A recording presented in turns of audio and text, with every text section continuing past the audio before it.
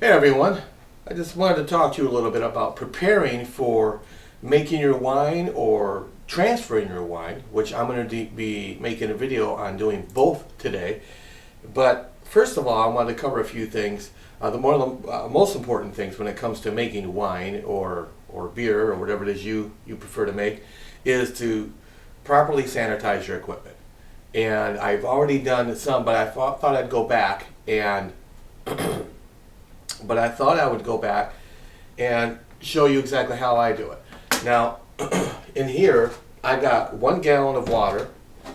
It's actually a little bit less now. I poured a little bit out, but I've got 1 gallon of water, and I've added 2, and some people just use 1, but it doesn't hurt to use 2. And these are Campton tablets. So I dissolved them in a little bit of water in a glass, stirred it up real well, poured it in here, and filled this up with water, and then shook it up. Basically, now that's all you need to sanitize. And I have my tube here, and I have my hydrometer. And basically, just to sanitize these, I'm just going to fill this back up.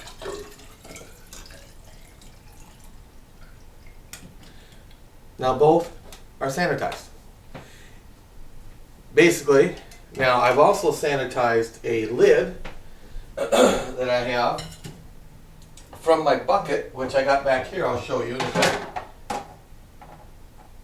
I'm just going to place on top of that, so I don't have to worry about that getting dirty or anything.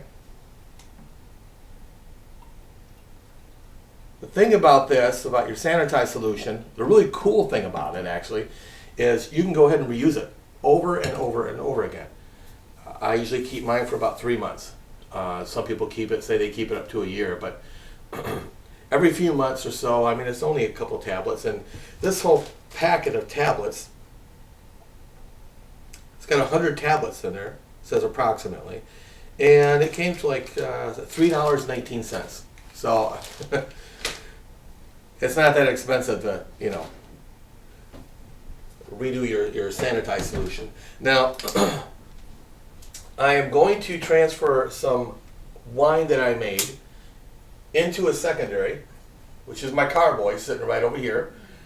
And in order to do that, I'm going to use my siphon pump. But I need to sanitize the holes on the outside and inside. And this is how I do it. I just stick the whole holes. I've already washed this off, so in case you were wondering, that's all I need to get sanitized. And the liquid actually has gone up into the tube as you do that. So a lot of times what I do is I'll stick my hose into my carbo here,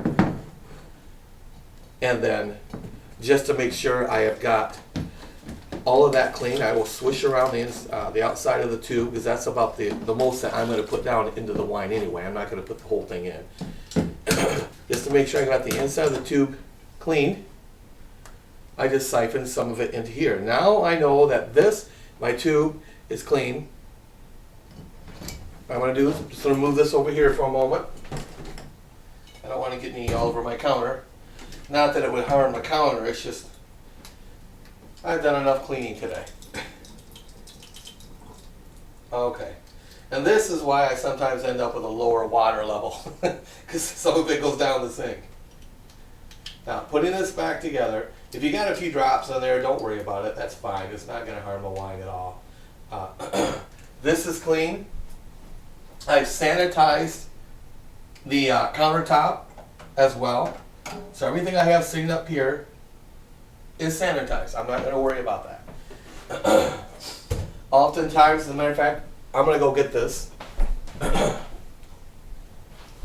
Oftentimes, I use a funnel, and it's got a very, very fine mesh screen that I got from my winemaking supply store.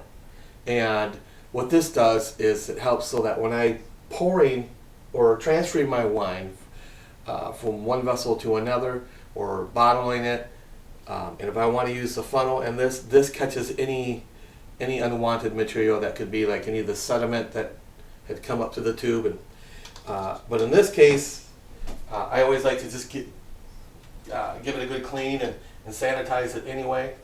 And I'm using it this time just to more quickly pour the sanitizer into my carboy. And I just want to swirl it around and make sure it's nice and clean and sanitized. And that really is about it. I pour it back in, making a tad bit of a mess. That's to be expected. Excuse me. And it tickled my throat. So that is basically all you need to do. Sanitize your equipment. Now I'm ready to go. All I've got to do is make my next video, which is going to be transferring the wine that we made a week ago, if you've seen that video. And I'm going to be putting it into this carboy. And it's going to sit in there for a week to maybe 2 weeks. And we'll be looking to see how much sediment has formed along the very bottom of it. And then I own 4 of these, so I will then transfer this into a clean carboy. Take the sediment here and wash it down the sink. And that is also known as clearing your wine. We'll get into that later. Just wanted to cover some basics with you as far as sanitizing your equipment. Always do, just so you don't have any unwanted elements or bacteria or anything that's in your wine. There is such a thing known as wild yeast. And wild yeast, that's in the air. And if you got this stuff just sitting around, and well, you could have wild yeast in there, you could have some bacteria, depending on where you're storing it. So always wash them. Rinse them out, wash them really well, rinse them out again, and then sanitize them. You're ready to go. So let's get started with the next video, and that is transferring the wine to the carboy. Thanks for watching.